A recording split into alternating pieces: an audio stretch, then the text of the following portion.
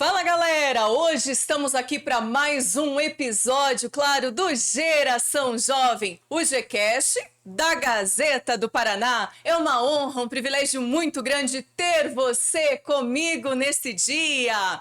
Hoje nós estamos aqui, claro, com um formato um pouco diferente e vale você ficar conectado. Então, para isso, já peço sim para você se inscrever no nosso canal, ativar as notificações, deixe os seus comentários logo abaixo deste vídeo e já vai compartilhando com os seus amigos, com os seus familiares. Porque, claro, hoje nós estamos numa nova temporada. O Geração Jovem, sim, lança a temporada Profissões. Se você quer sim saber todos os detalhes, quer ficar por dentro de tudo que os livros não te contam, então se liga com a gente, porque hoje nós vamos falar sim de um assunto que tem movido muitos concursos e concurseiros. E claro, trago aqui para vocês duas pessoas incríveis que vão dizer aí como é o lado de estudar para concurso, o que você precisa saber para tudo isso, e também uma pessoa profissional já da área, que, claro, vai dizer o que realmente eu falei antes, o que o livro não te conta, a prática, o dia a dia, tá bom? Para iniciarmos aí essa saga da temporada Profissões, eu estou aqui com os meus convidados mais que especiais, o Maicon Avancini, pai de 3 filhos, esposo da nossa amiga Diana, concurseiro focado aí nas carreiras policiais federais, e ele tem 32 anos de idade. Seja muito bem-vindo, Maicon, é um prazer, uma satisfação muito grande te receber aqui no Geração Jovem. E claro, ao seu lado está o excelentíssimo senhor doutor delegado de polícia, senhor Valdinei Costa, que desde 22 de agosto de 95 a 16 de outubro de 2021 foi soldado da Polícia Militar do Estado do Paraná. De 16 de outubro de 2001 a 5 de julho de 2011 foi investigador de polícia também no Estado do Paraná. E desde 22 de julho de 2011 é delegado de Polícia Civil no estado do Acre. Atualmente faz parte da classe especial de delegados e aceitou, claro, o convite do delegado-geral do estado da Polícia Civil para atuar como corregedor auxiliar do estado do Acre. Seja muito bem-vindo, delegado de polícia, doutor Valdinei Soares da Costa. Obrigado, Ana Grossi. É um prazer estar aqui no seu programa. Eu acompanho sempre as suas entrevistas. Confesso que dou muita risada do teu jeito espontâneo de conduzir bem as entrevistas. Então, é uma honra estar aqui na sua presença. Muito obrigada, doutor. Obrigada pelas palavras, a recíproca é verdadeira. Maicon também, muito obrigada por estar aqui conosco, ter aceitado o nosso convite. Mas vamos conversar com o Maicon agora, galera, justo porque ele é pai de 3 filhos, é esposo, é profissional, mas também é concurseiro. Então, hoje nós focadíssimos aqui nas carreiras policiais federais. Maicon, o que te levou realmente a você focar em concurso público, especialmente carreira policial federal? Boa tarde, Ana. Agradeço pelo convite de estar aqui com vocês. É uma honra, satisfação. E vamos lá. A parte de concurso, né, o que nos leva a querer estudar para concurso é a gente querer, de fato, termos uma estabilidade, né? É o que leva a pessoa assim. Mas se você parar para pensar, antes de você pensar em ter uma estabilidade, o pontapé inicial para quem almeja seguir esse caminho é você verificar se você tem o perfil para ser o que você quer dessa profissão. Porque depois de você estar dentro dessa profissão, às vezes lá dentro não é como você imaginava. Então, o primeiro passo, veja se você tem o perfil. Se você tem o perfil para carreira policiais, militares, então comece a sua preparação. O que me leva mesmo a esse objetivo, né? Pois eu já passei pela área militar, já fui militar do Exército durante 8 anos, né? Trabalhei na função ali de motorista de oficial general. Então, isso nos leva a pegar um gosto, né, pela profissão.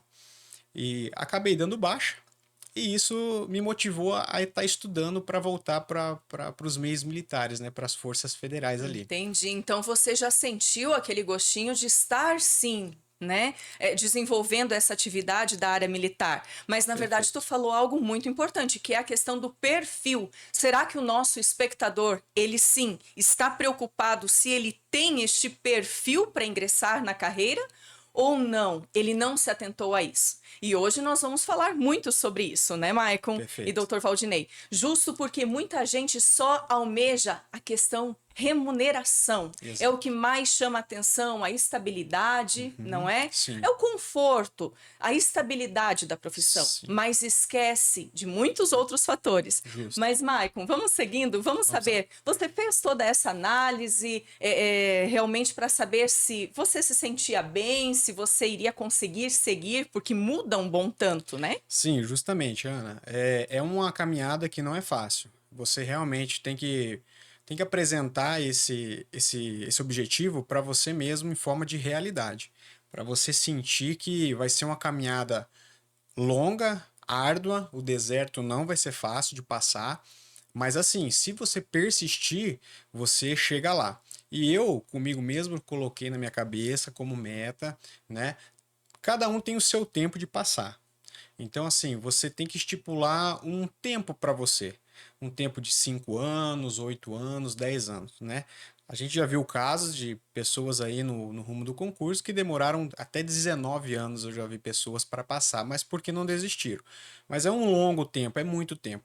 E no meu caso, como tenho filhos, né, tenho esposa, sou casado, para mim já é uma logística um pouco mais difícil, então eu estipulei um tempo assim hábil de 10 anos para mim, né? Eu estou na caminhada há 4 anos já.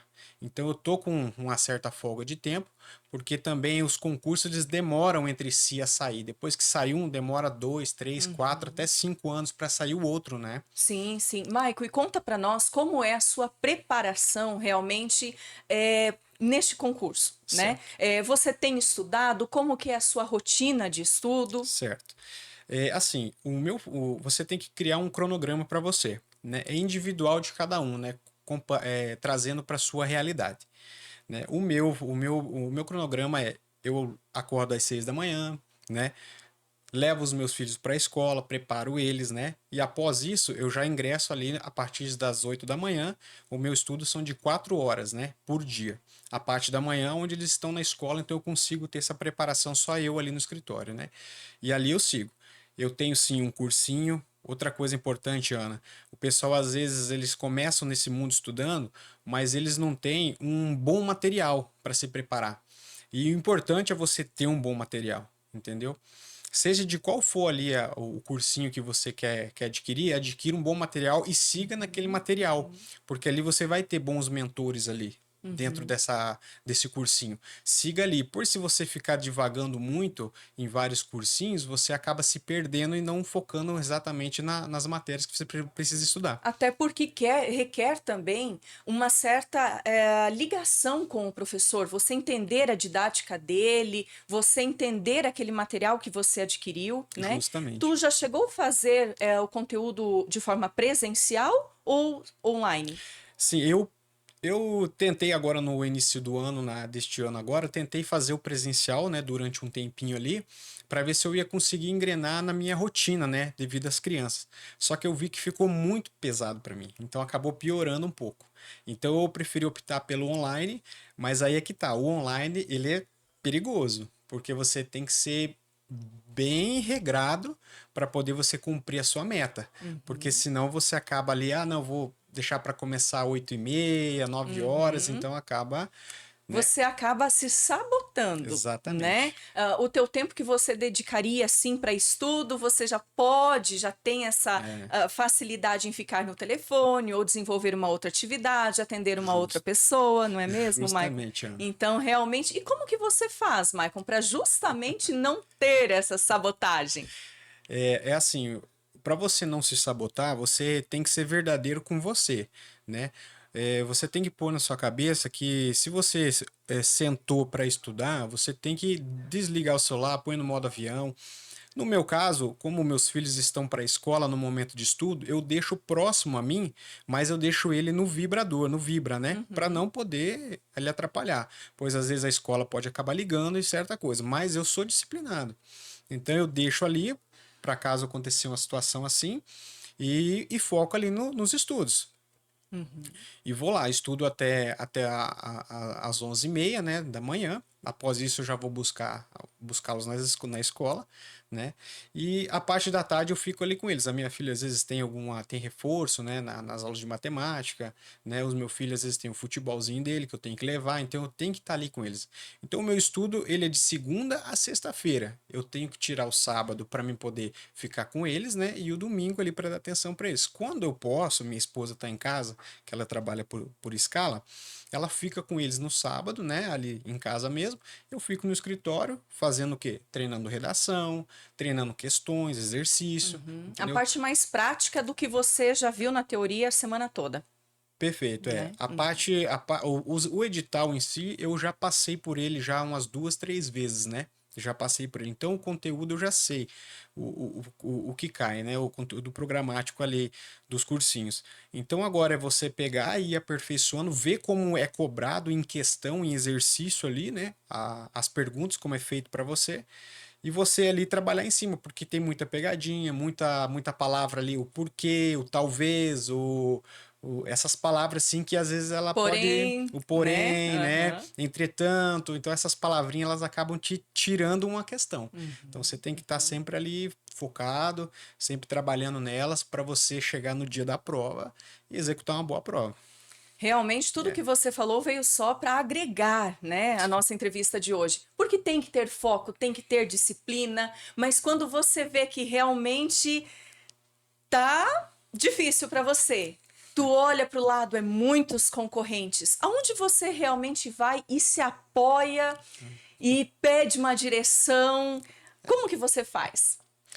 Essa parte aí, ela é complicadinha, assim, sabe? Porque você muitas vezes acaba ficando meio desesperado ali, né? Porque você vê uma gama enorme, né, de inscritos. Você chega no local da prova, você vê aquele rio de inscritos ali, de candidatos. E você pensa, será que eu tô preparado? Né? Será que deu certo? Vai ser o suficiente? É, por mais que tu se prepare há anos, há meses, dá um Exatamente. friozinho. E Dá, isso, quem está nos assistindo, é dá sim. muito normal. Quem é concurseiro sabe dizer o que é, não é, doutor? Com Aquele certeza. friozinho. Me diz uma coisa para nós, doutor. O senhor já fez vários concursos e sempre foi essa mesma sensação também de friozinho na barriga? É isso que o Maico está nos relatando. Parece que eu estava vivendo a minha época de concursos, porque já fiz vários concursos a nível de Brasil, em vários estados, e no avião que nós íamos, era só concurseiros comentando questões, e quando eles comentavam questões que você às vezes não tinha estudado, você já começava a se preocupar.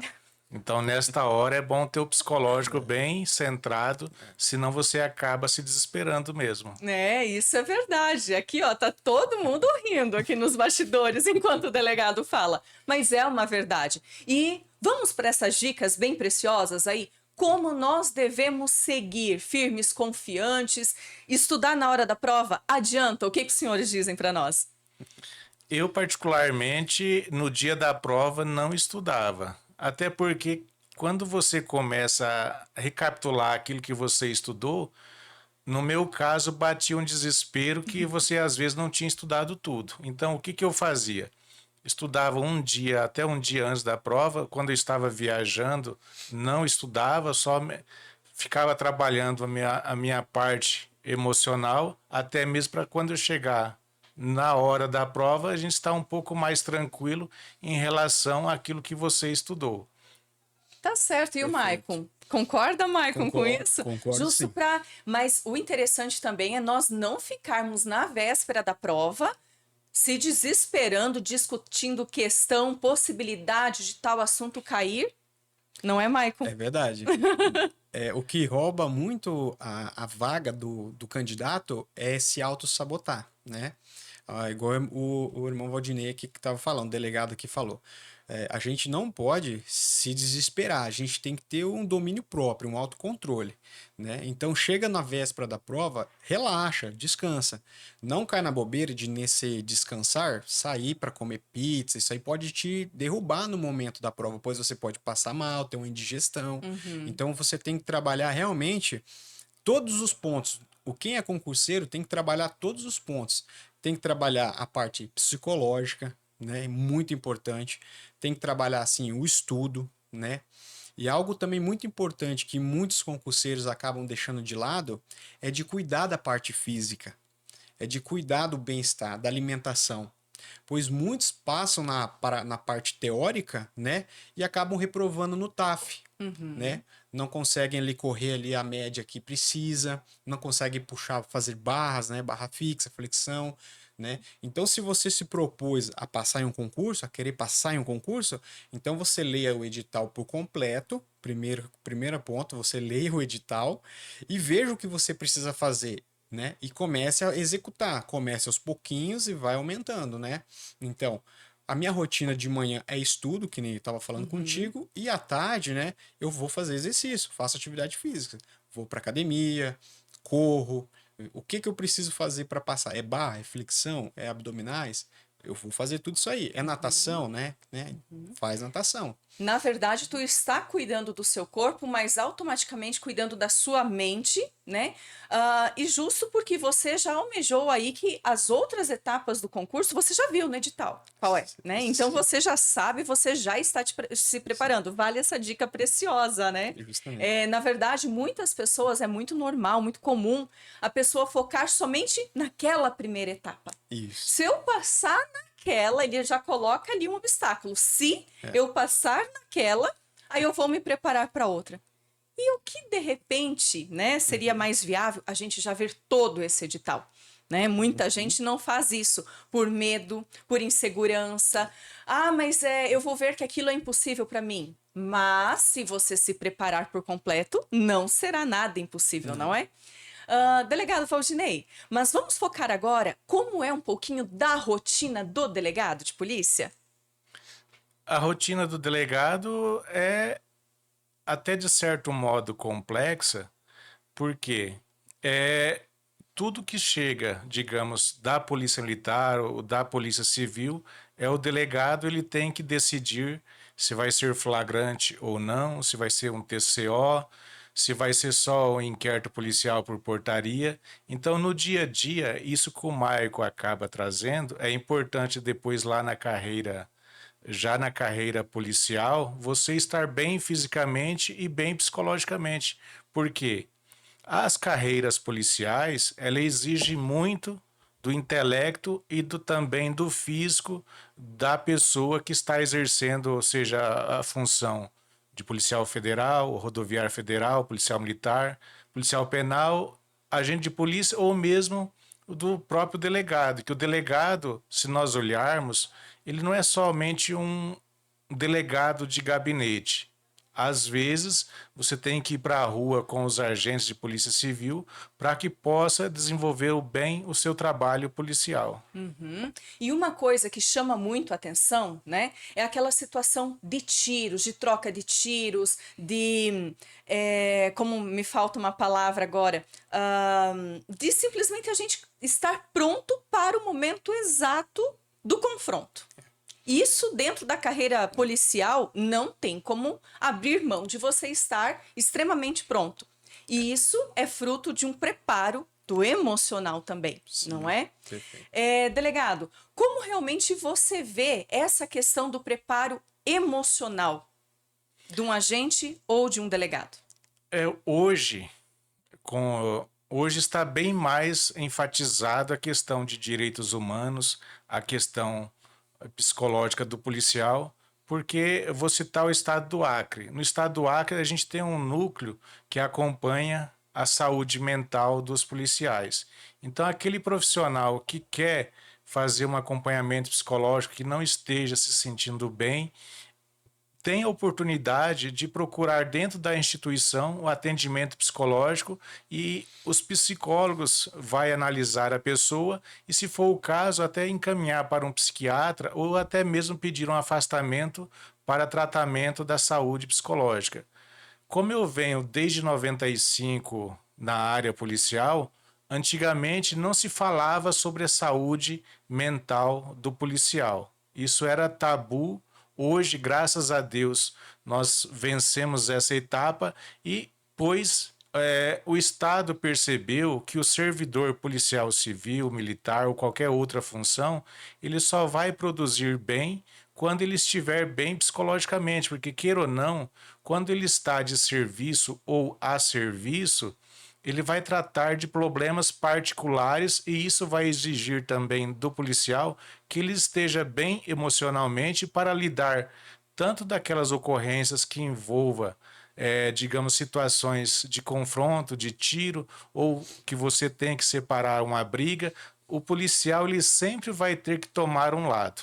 Ele jamais vai poder ficar inerte perante uma ocorrência que está acontecendo. Tá certo, doutor. E justamente isso que o senhor está nos falando vai de encontro a essa preparação física, mental, né, psicológica aí, que o Maicon já trouxe, né, essas informações. Porque realmente, se nós olharmos somente as etapas do edital, em nenhum momento vai estar condicionado que você tem que estar sempre pronto, sempre atento, não tem que ter medo do estouro no momento do tiro, ou de repente de atender uma vítima, dependendo da situação, de qual carreira policial que você for seguir, né? Muitas das vezes atender uma vítima que está com o sangue se perdendo no meio da rua, da estrada, né? E isso a pessoa fala, não, mas eu não estudei para isso, eu não consigo, eu tenho medo de tiro, eu tenho medo de sangue, mas espera aí, será que realmente então eu tenho o perfil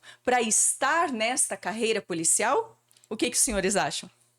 No meu caso, voltando, digamos, à PM, quando eu entrei lá em 95, depois do curso de formação, o primeiro acidente de trânsito que eu fui atender, eu vi o crânio, a massa encefálica da pessoa já no asfalto, e aquilo foi um choque para mim e quase, digamos, eu cheguei a desmaiar por conta disso. Um outro exemplo que eu não gosto, por isso que eu resolvi sair da carreira militar, é a questão do acidente de trânsito. Fraturas expostas, eu tenho assim um certo receio de acabar de atender essas chamadas, porque eu prefiro, digamos, ver um cadáver em decomposição do que ver uma vítima sofrendo, que sofreu um acidente, que está com fraturas expostas, então isso não me chama muita atenção. É verdade. Tá certo isso, Michael? Será que o concurseiro hoje realmente ele já se deu em conta que ele fazendo o concurso, chegando lá, tendo aprovação, ele vai se deparar com isso? E ele vai ter condicionamento certo para isso? Eu tenho amigos que são, né, da polícia rodoviária, né? E realmente na rodovia você vai encontrar diversos acidentes. E aí ele estava falando, não é fácil você chegar na mãe da vítima, né, na mãe, no pai, e dizer, olha, seu filho entrou em óbito, né? Não é fácil você falar isso. Então o policial, a pessoa, né, o candidato que almeja mesmo essa profissão, ele tem que se preparar a vida toda, né?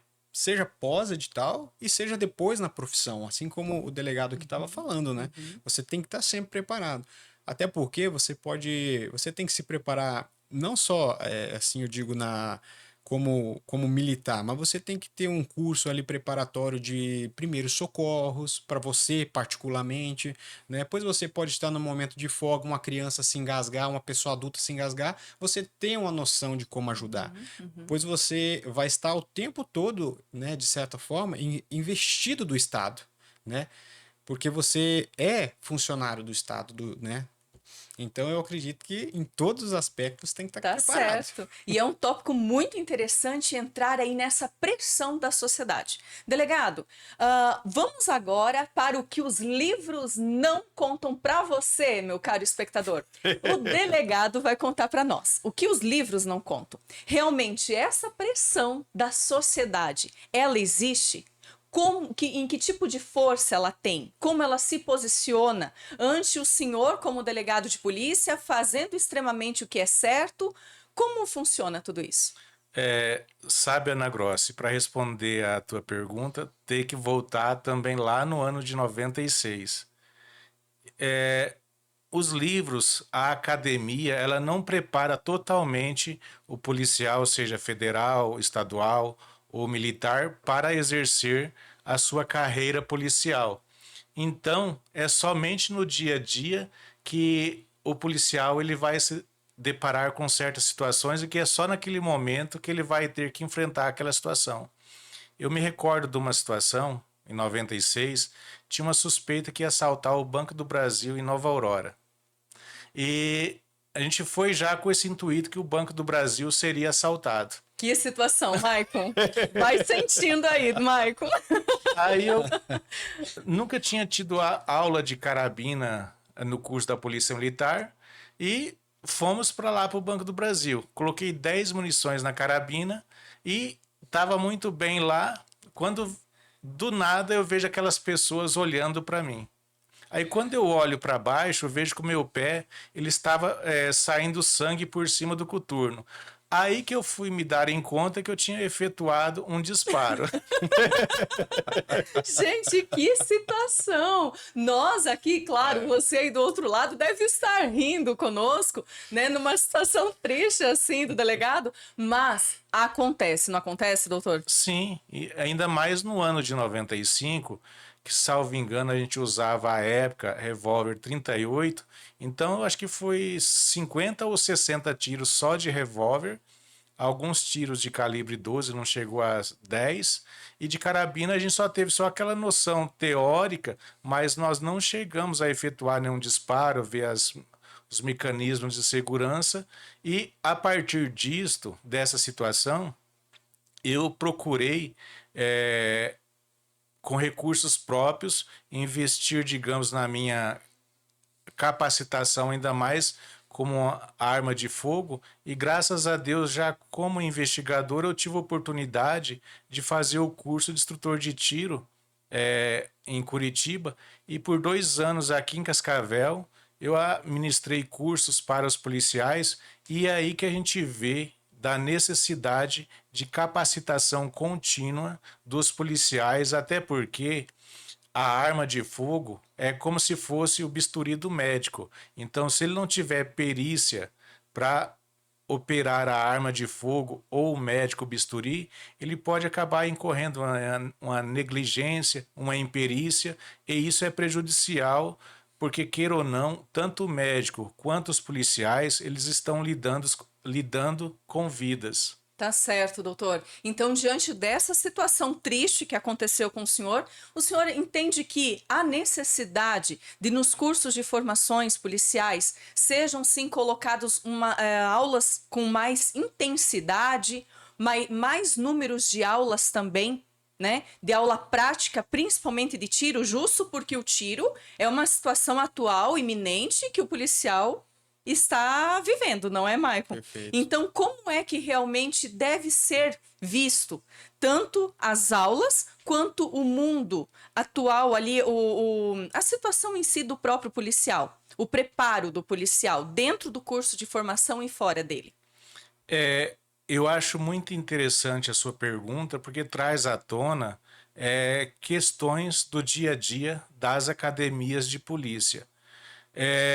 E o concursando ou a pessoa que já efetivou, digamos, na carreira policial, ele deve entender que o curso profissional de delegado, de policial federal, rodoviário federal, militar, qualquer outra carreira policial, ele deve saber que é uma noção básica que ele vai estar tendo. Então, o aprimoramento, ele tem que ser um aprimoramento contínuo, porque fazendo uma análise do curso de soldado, de investigador, de delegado, a gente percebe a evolução que deu-se ao longo dos anos. Mas se eu olhar para trás, eu vejo que a formação ela foi insuficiente. Então, o Estado, quando eu falo Estado, estou falando em relação a todos os estados, inclusive do estado do Acre e do Paraná, que são as realidades que eu conheço, eles devem investir mais na capacitação prática da situação, principalmente na questão de aulas de tiro, para que o policial que realmente vá para a rua saiba que realmente ele vai estar preparado. E outra situação, o concursando ou aquela pessoa que está entrando na polícia, ele deve exigir maior capacitação, porque amanhã lá na rua ele vai fazer, digamos, um tiro acidental ou um incidente de tiro. Se pegar alguma vítima, ele vai ser cobrado como se fosse um perito em armas. Então, jamais ele vai alegar, digamos, que não sabia tirar, que não teve uma boa preparação. Por quê? Subentende-se que se ele passou por uma academia de polícia, ele foi aprovado e o Estado deu todas as condições para que ele exerça a sua profissão como externo, no caso.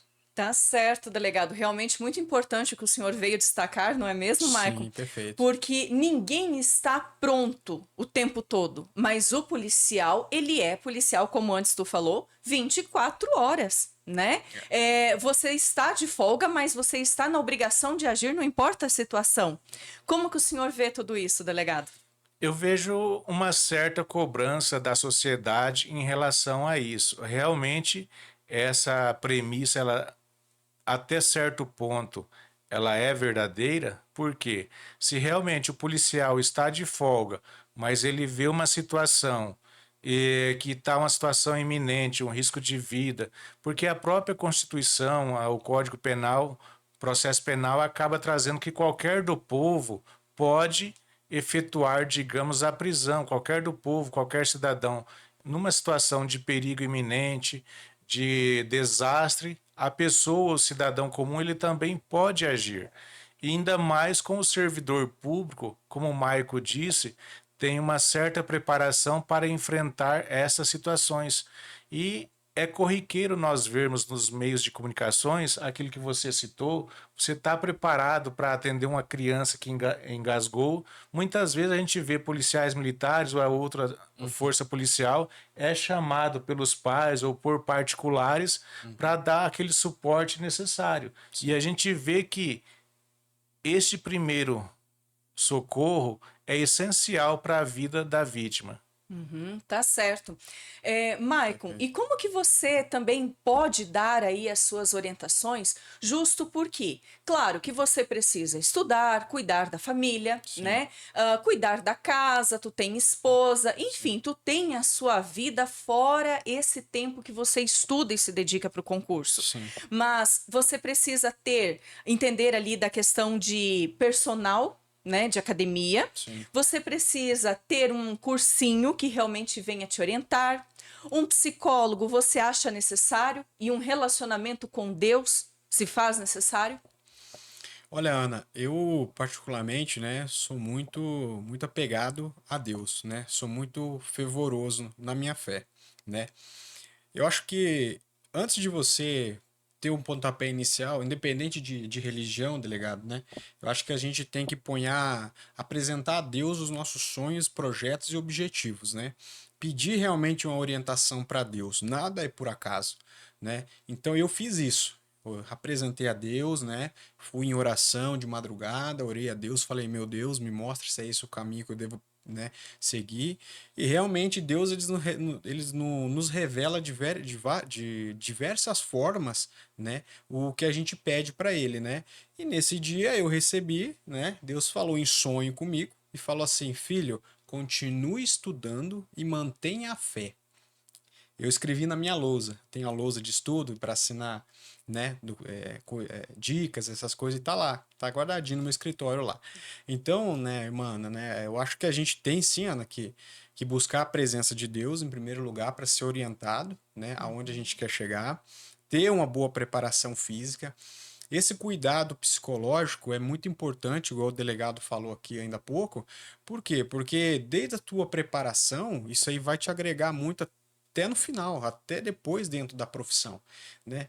Eu vi um caso onde um rapaz, né, que foi fazer a prova comigo, né, há uns anos atrás, e ele estava muito abalado psicologicamente que não conseguiu fazer a prova. Dentro de sala, ele começou a ficar nervoso e você pode sair da sala só depois de 1 hora de ter iniciado a prova. Só que ele estava tão nervoso, tremendo, ele chacoalhava a carteira de tão nervoso que ele estava. Então o pessoal ali, os fiscais tiveram que pegar ele, chamar o pessoal, acho que, não sei se tinha algum pessoal ali da parte psicológica que fica nos locais de concursos federais, que levou ele para fora nessa situação, né? Para Levaram tentar conter, né? para contê-lo, levaram ele para ambulância, fizeram medicação nele, porque ele não conseguiu se conter. Então, né, a gente alcança, né, aquilo que a gente acredita.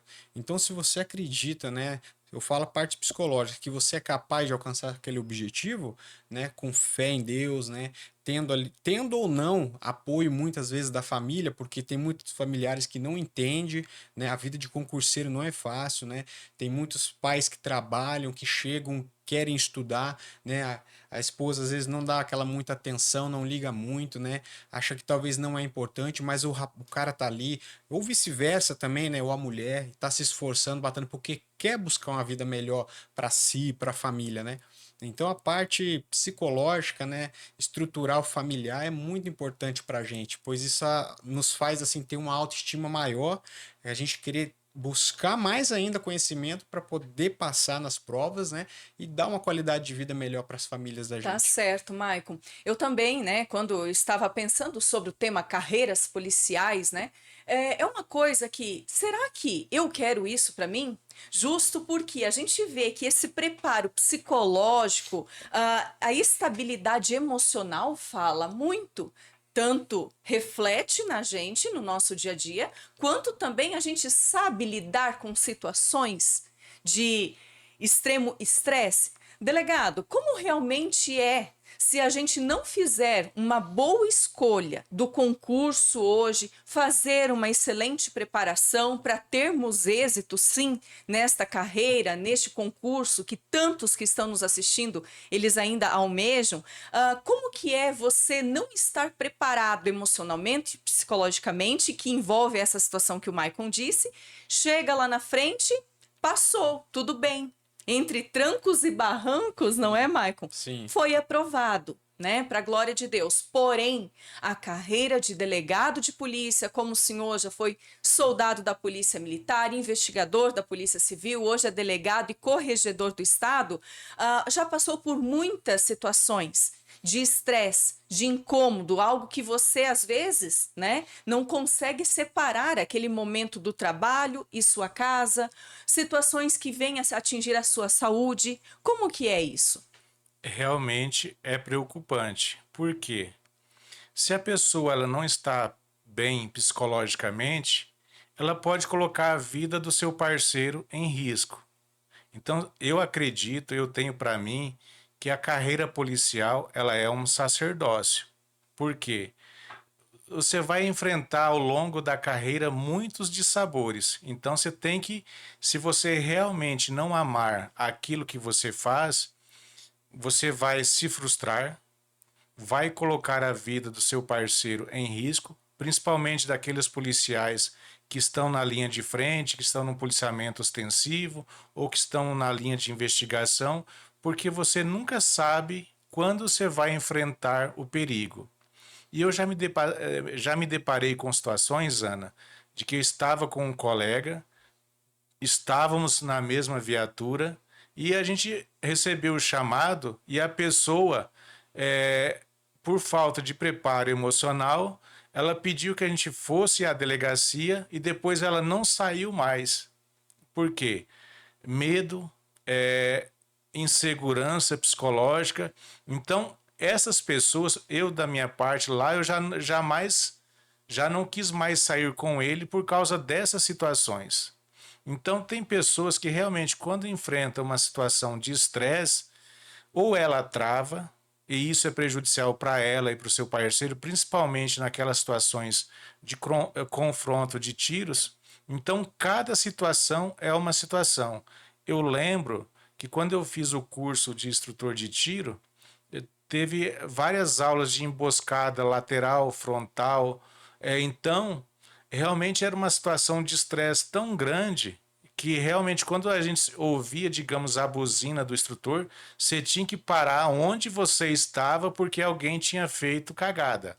Ou seja, tinha feito algum erro lá que tinha que parar naquele momento, porque se continuasse, haveria algum problema de incidente de tiro. Então, isso é prejudicial. Agora, você imagina isso no dia a dia, na vida real, policiais mal capacitados, não preparados psicologicamente, enfrentando situações de estresse ao extremo. Então, as pessoas que passaram por esse certo tipo de estresse, hoje, praticamente a sua grande maioria, por não ter a vocação policial, hoje estão atrás de uma mesa, atrás de um computador e praticamente ela está ali, digamos, pelo salário, porque não quis almejar algo a mais na sua carreira, e isso acaba, por exemplo, meio que deficitando a carreira policial. A instituição em si, ela se sente sozinha, abandonada, e a sociedade também fica de mãos atadas, justo porque esse policiamento não está dando o que realmente se comprometeu a dar, não é, doutor? Realmente essa tua colocação ela é pertinente porque subentende-se que um policial militar que esteja na rua, dois, três numa viatura, subentende-se que eles estejam preparados para atender qualquer tipo de ocorrência. Digo mesmo em relação aos policiais civis, quando estão investigando, ou os policiais federais, PRF ou a PF, passam por essa mesma situação. Então a sociedade acaba exigindo que o policial que esteja na linha de frente esteja preparado. E quando isso não ocorre, é a instituição que acaba sofrendo, pois acaba caindo em descrédito da sociedade e a sociedade vê que o Estado não está preparando bem os policiais. Então é meio que um contrassenso entre a sociedade e o que o Estado pensa, e o policial ele está no meio da sociedade do Estado, então ele tem que estar preparado para exercer bem a sua profissão. Tá certo, e realmente o senhor focou ali muito nessa questão da desvantagem, né? E a pessoa não viver a sua vocação, o seu propósito, não é, Michael? A gente entende, pelo menos no meu humilde ponto de vista, eu entendo que ela traz tantas desvantagens, não só para ela, mas para a família, todo mundo fica sentido, a pessoa entra em depressão, justamente por ela não viver de forma plena aquilo que ela se propôs a viver, né? O senhor acha, delegado e Maicon, que esses cursos de formação, eles deveriam ser muito mais práticos e reais do que quando você vai para uma instrução de tiro, o qual muitas vezes eu também já fui privilegiada em participar, né? Usar abafador, auricular, isso e aquilo. Será que não é a gente simular demais, mas fazer muita cena? Não é bom a gente tirar isso e ir para algo mais real? Porque eu vejo que tem pessoas que, infelizmente, se assustam com o estouro do tiro. O que tu acha, Maicon? Tem uma frase bem bacana que fala assim: o treinamento difícil, o combate fica fácil. Então, igual o irmão do delegado falou aqui, se a gente se preparar bem, porque ali, numa situação de confronto, é questões de segundos para você fazer uma troca de carregador. Para você proteger o seu companheiro que foi baleado e ao mesmo tempo você puxá-lo e dando tiro ao mesmo tempo para você ter uma guarda de fogo. Então você tem que estar assim bem preparado. Treino é treino, jogo é jogo.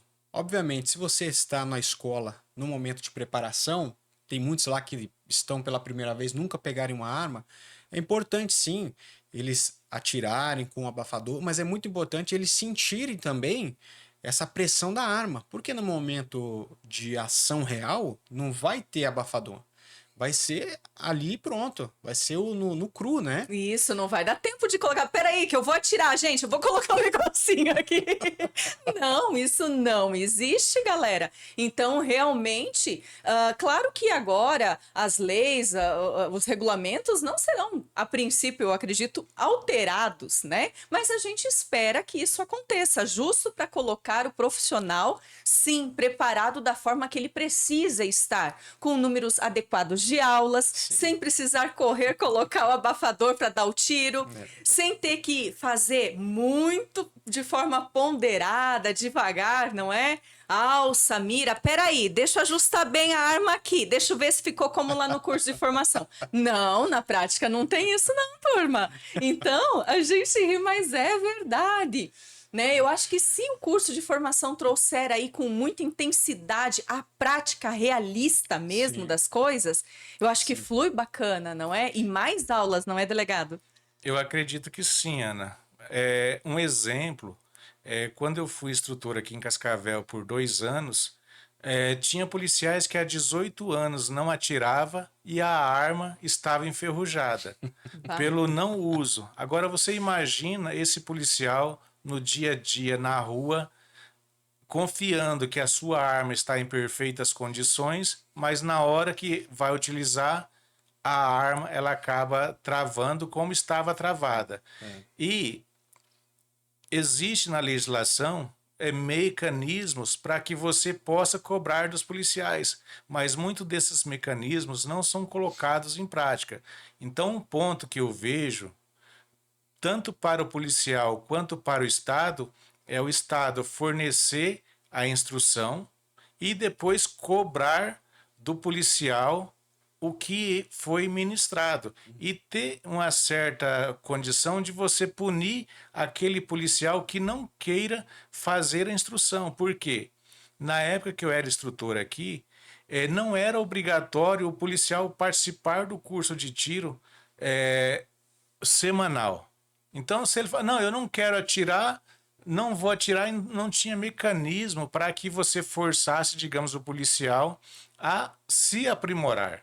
Então, hoje, já tem mudado isso. No estado que eu estou, existe um aperfeiçoamento contínuo em questão a respeito do condicionamento físico e de tiro. Então, hoje tem esta preocupação em relação à capacitação dos profissionais. Por quê? Um tiro mal dado que o policial acaba acertando um terceiro é uma indenização lá na frente que o Estado vai ter que indenizar os familiares dessa vítima. Então, uma indenização hoje para o Estado não beira menos de 100 mil reais para a vítima ou para os familiares que foi vítima de um disparo de arma de fogo. Então, se nós olharmos, compensa mais o Estado investir em capacitação, como você falou, não só a questão de tiro.